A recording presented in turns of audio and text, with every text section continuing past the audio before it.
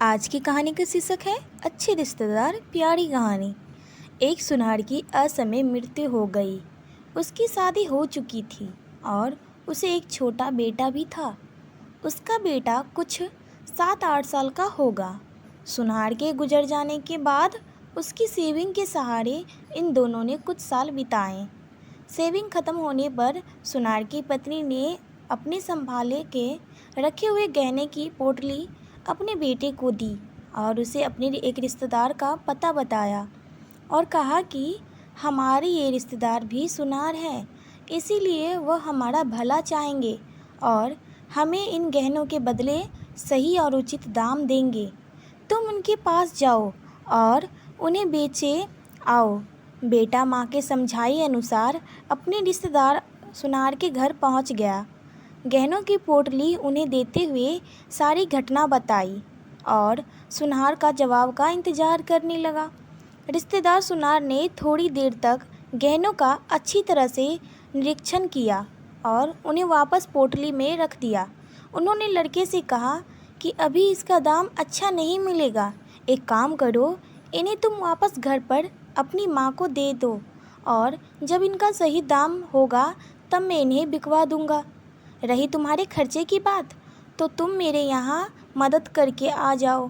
तुम्हारी पढ़ाई और घर का खर्चा मैं संभाल लूँगा।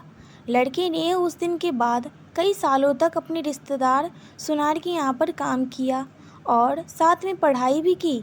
यहाँ पर काम करते करते वह सारा काम भी सीख गया और सोने चांदी को परखना भी।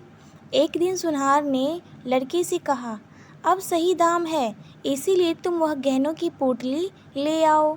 लड़के ने घर जाकर अपनी माँ से वह गहनों की पोटली मांगी।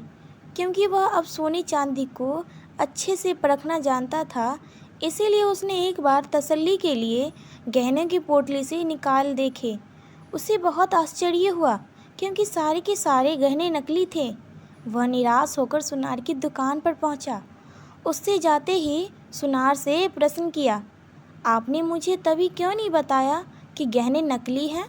सुनार ने कहा, घर में तब तुम्हें गहनों की सच्चाई बताता तो शायद तुम लोगों को लगता कि तुम्हारे बुरे समय की वजह से मैं तुम्हारा फ़ायदा उठाना चाहता हूँ। इसीलिए गहने को नकली बताकर तुम्हारी मदद नहीं करना चाहता या उन्हें हड़प लेना नहीं चाहता हूँ। इसीलिए मैंने तुम्हारी मदद की और सही समय आने का इंतज़ार किया, तुम्हें सारी सच्चाई बता सकूं। लड़के की आंखों में अपने निस्तार सुनार के लिए कृतज्ञता के आंसू थे। उसने उन्हें धन्यवाद दिया और उनके पैर छुए। दोस्तों, हमसे कई लोग कहते हैं कि रिश्तेदार मतलबी होते हैं या रिश्तेदार हमारे काम नहीं आते। माना कि सभी रिश्तेदार इस सुनार की तरह नहीं होते, लेकिन सभी रिश्तेदार मतलबी भी नहीं होते। हम अपने रिश्तेदार के लिए खुद अच्छे रिश्तेदार बनेंगे, तभी वो हमें दूसरों से भी अच्छाई मिलेगी। दोस्तों, अगर ये कहानी आपको पसंद आती हो तो हमें कमेंट करके ज़रूर बताएं और हमारे चैनल को लाइक शेयर सब्सक्राइब ज़रूर करें।